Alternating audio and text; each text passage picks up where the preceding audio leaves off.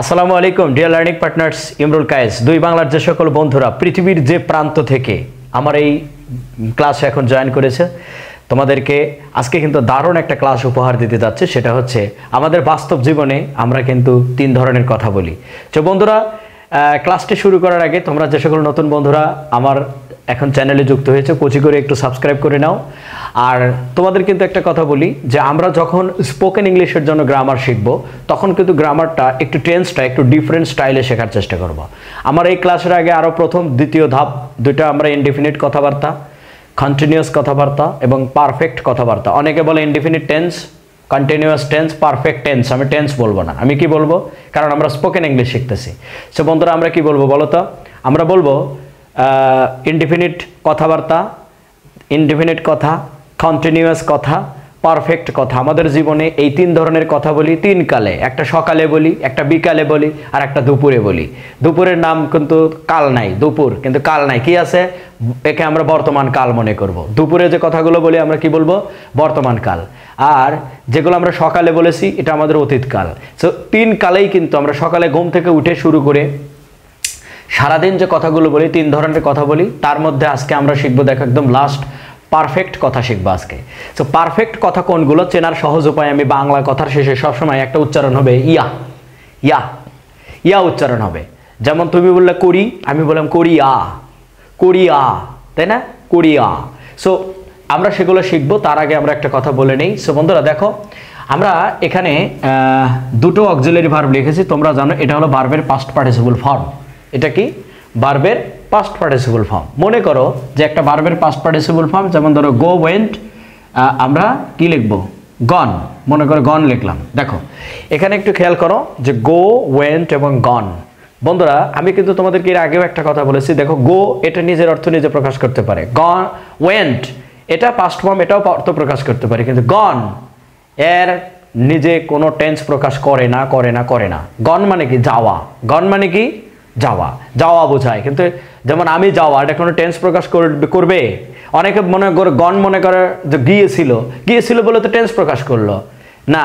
গন মানে গিয়েছিল বলবা না, গন মানে বলবা কি? যাওয়া, ওটা মানে যাওয়া, তাই না? সো মজার ব্যাপারটা হলো, যেমন তোমাকে আমি একটা উদাহরণ দেই, যেমন break, break, broke, broken. Break, broke, broken. Broken মানে কি? তুমি বলবে ভেঙে ফেলেছিল, ভুল এটা। তুমি বলবে ব্রোকেন মানে ভাঙ্গা। ব্রোকেন মানে কি? ভাঙ্গা। তাহলে দরজাটি ভাঙ্গা, কোনো টেন্স প্রকাশ করতেছে না। যেমন বললা ভাঙ্গা মন, ভাঙ্গা মনের ইংলিশ কি? Broken heart. ব্রোকেন হার্ট মানে কি? ভাঙ্গা মন। দেখো ভাঙ্গা অর্থ প্রকাশ করছে, ভেঙেছিল বলতেছে না, তা বলে নাই। তো মজার ব্যাপারটা এই জায়গায় বন্ধুরা, যে এই পারফেক্ট টেন্সে সবসময় টেন্সই পারফেক্ট। এই জন্য এই ভিতরি আর একটা কিন্তু মানে পাস্ট পার্টিসিপল। বন্ধুরা কি বলতো? Participle, past participle. অর্থাৎ যেহেতু 3 নম্বর ফর্মে থাকে ভার্ব, এই ভার্বের নামই হলো পারফেক্ট। মানুষের জীবন মনে করো যে তিনটা ধাপ আছে, ছোটবেলা, তারপরে এই যে এখন ইয়াং বয়স, বৃদ্ধকাল। বৃদ্ধকালে যায় কিন্তু মানুষ ফাইনাল স্টেজে চলে যায়। সো নর্মালি এই V3টা হলো ভার্বের 3 নম্বর স্টেজ। এই স্টেজটা অর্থ প্রকাশ করতে পারে না। এখন করতে পারে না, টেন্স প্রকাশ যেহেতু করতে পারে না নিজে, তাহলে ওকে কি করা লাগবে? ওকে কি করা লাগবে? একটা সাহায্যকারী দিতে হবে, মানে ইঞ্জিন। এমন কি ইঞ্জিন আছে যেই ইঞ্জিন এই ভার্বের, এই গন ভার্বের সামনে দেওয়ার সাথে সাথে গন ভার্বটা অর্থ প্রকাশ করবে। দেখো টেন্স প্রকাশ করবে। দেখো আমরা খালি জাস্ট খালি নিয়ে যোগ, মানে ওর সাথে যোগ করে দেবো খালি, তাই দেখবো যে টেন্স প্রকাশ করবে। যেমন ধরো এই গন ভার্বের পূর্বে যদি হ্যাভ এবং হ্যাজ দেই, হ্যাভ হ্যাজ প্লাস V3 দেই, তাহলে দেখো হ্যাভ হ্যাজ কি? প্রেজেন্ট ফর্ম না? তাহলে V3 মানে তো আমরা জানি যে পারফেক্ট কথা, পারফেক্ট কথা। আর পারফেক্ট টেন্স চেনার সহজ উপায় তোমাকে যদি আমি বলি, তোমাকে যদি বলি যে এখন তোমার সামনে যদি আমি উচ্চারণ করি, মনে করো উচ্চারণ করলাম পাঙ্গাস মাছ। বাংলাদেশের জাতীয় মাছ এখন পাঙ্গাস।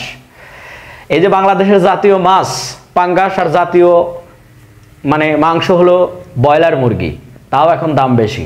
সো এখন ব্রয়লার মুরগি বলার সাথে সাথে কিন্তু তোমার মনের মধ্যে একটা ব্রয়লার মুরগির চিত্র ভেসে উঠলো।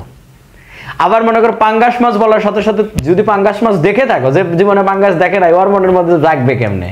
ও মনে করবে মাগুর মাছ, মনে করবে পাঙ্গাস মাছ, তাই কিনা? সো বন্ধুরা টেন্সের এই জিনিসগুলো যদি তোমার মনের চিত্রে একটা ছবি আঁকাইতে না পারো, তাহলে তুমি কথা বলার সময় তুমি আসবে কেমনে? কথা বলার সময় মনে রাখবে হ্যাভ এবং হ্যাজ, এবং হ্যাড, এই তিনটা ভার্বকে মনে রাখবে, তোমার মনের আঙিনায় জড়ো করে ছবিতে আঁকায় নাও। হ্যাভ, হ্যাজ, হ্যাড থাকলে পারফেক্ট টেন্স, এর নামই পারফেক্ট। আমি যেমন ব্রয়লার মুরগি বলার সাথে সাথে তোমার মনে হয় ব্রয়লার মুরগির চিত্র ভেসে উঠলো। তোমার প্রিয় মানুষের কথা ধরো, যে আমার কথাবার্তার মধ্যে মনে করো নাম উচ্চারণ করলাম, মনে করো যে সুমাইয়া। এখন যার প্রিয় মানুষের নাম সুমাইয়া, তার মনের মধ্যে কিন্তু অলরেডি সুমাইয়ার চিত্র চলে আসছে। আনিকা, তারপরে তোমার সাদিয়া, তারপরে তোমার আরো কি কমন নাম আছে এখন বাংলাদেশে, তো ভাইরাল নাম এগুলা, সাদিয়া, সুমাইয়া, মিম, আনিকা, তাই না, সাদিয়া, এইগুলা হচ্ছে তোমার কমন নাম। তো এই নামগুলা আমি উচ্চারণ করছি, তোমাদের মধ্যে যার সাথে মিলে গেছে, অথবা হ্যাঁ প্রিয়জনই না হলো, কারো মেয়ের নাম, কারো বোনের নাম, বা কারো বান্ধবীর নাম সাদিয়া। এখন দেখো তোমার মনের মধ্যে সাদিয়ার চিত্রটা ভেসে উঠছে, কারণ কি তুমি সাদিয়াকে চেনো এবং জানো। তুমি যদি এই হ্যাভ, হ্যাজ এবং হ্যাডকে চেনো, এবং এই যে এখানে একটা ভার্ব দিছি দেখো উইল, এই উইল বলার সাথে সাথে তোমার মনের চিত্রে একটা ভাবে উইল মানে কি ভবিষ্যৎ, এই যে ভবিষ্যৎকালের যত কথা বলবা তুমি উইল নিতে বাধ্যতামূলক। তো বন্ধুরা আমি বলি কি, টেন্স খালি তুমি সারা জীবন পড়বা, কিন্তু মনের আয়নায় একটা ছবি আঁকাও।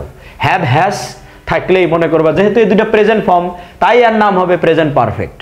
যেহেতু হ্যাড হলো পাস্ট ফর্ম, তাই এর নাম হবে পাস্ট পারফেক্ট। যেহেতু এই হ্যাভের পূর্বে উইল দিয়েছি, তাই এর নাম হচ্ছে ফিউচার পারফেক্ট। চিনব কিভাবে বন্ধুরা? দেখো যে আমি কিন্তু বলেছি যে ইয়া থাকলেই, ইয়া থাকলেই তুমি ধরে নিবা যেটা পারফেক্ট টেন্স। কথা বলার মধ্যে যদি তুমি বলো ইয়াসি, যেমন আমি এখানে একটা সেন্টেন্স লিখেছি, তোমরাই বলবা। দেখো, সে এসএসসি পাস করিয়া আসে, করিয়া, ইয়া, এই যে করিয়া, ইয়াসে, তাহলে ইয়াসে থাকলেই তোমার মনে হবে, এটা কিন্তু একটা ভাইরাল হয়ে গেছিল যে আমি এসএসসি পাস করেছি আর ইংলিশ বলতে পারে নাই বাচ্চারা। তোমরা যারা এসএসসি লেভেলের আসো সবসময় মনে রাখবে যে এরকম যদি তুমি বলো, এটা দুইভাবে বলা যায়। একটা হলো আমি এসএসসি পাস করিয়াছি, আর একটা বলতে পারো যে আমি 2015 সালে এসএসসি পাস করেছি। সাল উল্লেখ করলে মনে রাখবা, তখন কিন্তু এই টেন্সে ফেলা যাবে না। সাল উল্লেখ করলে তখন পাস্ট টেন্স বলতে হবে।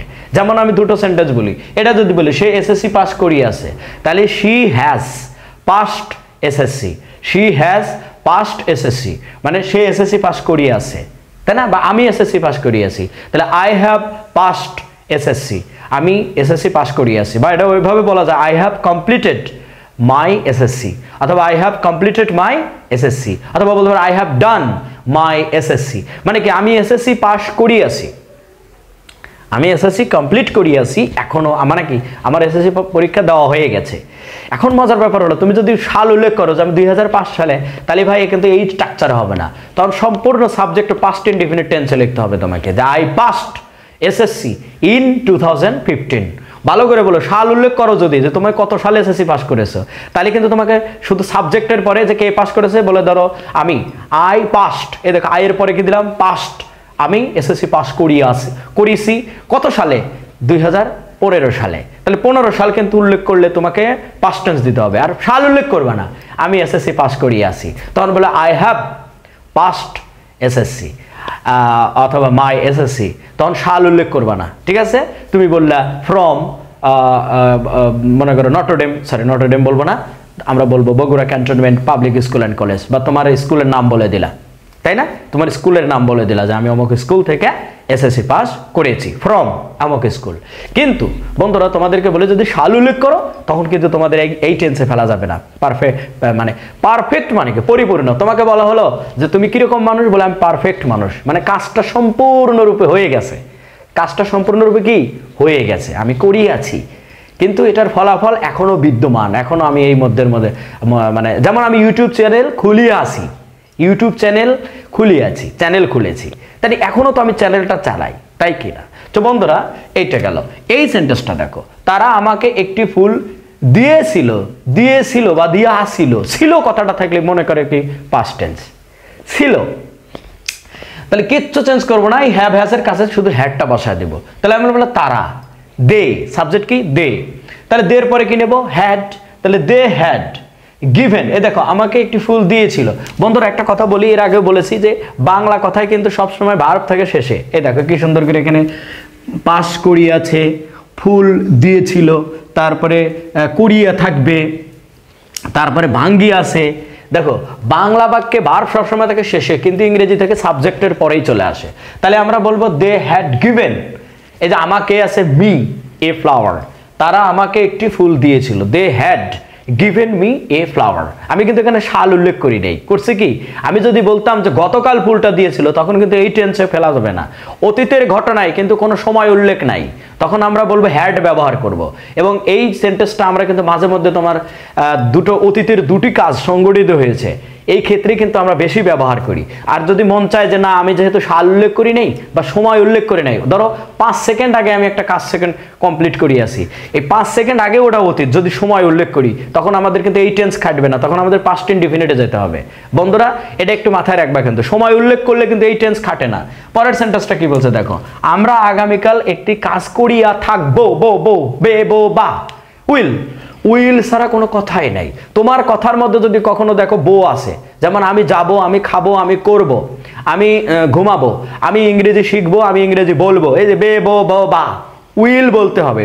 উইল দিয়ে তারপর অন্য কাজ, উইল দিয়ে তারপর অন্য কাজ করো, যেহেতু ভবিষ্যৎ। এই জন্য আমরা দেখো এখানে কিন্তু উইল আগে দিয়ে নিয়েছি, তারপরে যে হ্যাভ বসাচ্ছি। উইলের সাথে কোনোদিন হ্যাজ বসে না, উইলের পরে চিরন্তন সত্য হ্যাভ বসবে সবসময়, ঠিক আছে? তাহলে বলতেছি কি আমরা আগামীকাল একটি কাজ করিয়ে থাকবো, আগামীকাল মানে টুমরো, তাই না? তাহলে আই সাবজেক্টকে উই, তাহলে we will have done, we will have done, we will have done a done the task, I will have done the task অথবা a task tomorrow, a task tomorrow, done the task অথবা a task tomorrow. আমরা আগামীকাল একটা কাজ করিয়া থাকিব। তুমি মনে মনে প্ল্যান করেছো আগামীকাল আমি মনে করো ওই কাজটা করিয়া থাকবো, তোমার জন্য বসিয়া থাকিব। তাহলে আমি তোমাকে আগামীকাল তোমার জন্য বসিয়া থাকিব, কালকে তোমার জন্য বসিয়া থাকিব। তাহলে এই যে থাকিব, করিব, মানে হাবি জাবি যাই কিছু বলো না কেন, তোমার উইল হ্যাভ ব্যবহার করবা। তো বন্ধুরা এই সেন্টেন্সটা দেখো, মেয়েটি গ্লাসটি ভাঙ্গিয়া আছে, ইয়া ইয়া ইয়া ইয়া উচ্চারণ হচ্ছে, তাই না? ইয়া, তাহলে ভাঙ্গিয়া সে, তাহলে আমরা বলবো মেয়েটি, the girl has broken the glass, the girl has broken the glass. তো বন্ধুরা আমি তোমাদেরকে বলি যে বে বো বা থাকলে উইল নেবা, আর ইয়া শব্দটা থাকলে পারফেক্ট কথাবার্তা। পারফেক্ট কথা চিনব কিভাবে? ইয়া থাকলে। সো বন্ধুরা, dear friends, dear brother, sister, ladies and gentleman, as I have given you this kind of wonderful technique to solve any kind of perfect tense, I think that you have enjoyed my class a lot. But I just want to tell you this moment that if you have any kind of question in your mind, then you can come to my comment box.